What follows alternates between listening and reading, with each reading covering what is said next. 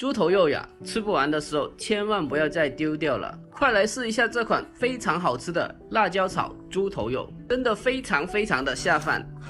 首先辣椒去籽后切片，卤熟的猪头肉我们切成厚厚的薄片备用。下面我们起锅烧油，然后放入辣椒，中小火慢慢煸炒。翻炒2下之后，我们再加一点点的盐，增加它的底味。我们煸炒至辣椒起虎皮，然后盛出。再起锅烧油，放入猪头肉。我们用小火煸炒出它多余的油脂。接着我们放入料头、姜和蒜，还有1勺的郫县豆瓣酱，翻炒出它的一个红油。炒香了之后，我们再放入辣椒、适量的白糖、鸡精，还有生抽酱油调味。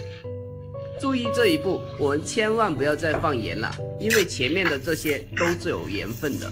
我们调味了之后，改大火进行爆炒，炒出香味之后出锅。这样做出来的猪头肉非常的好吃，非常的下饭。请问您学会没有呢？我们下期再见。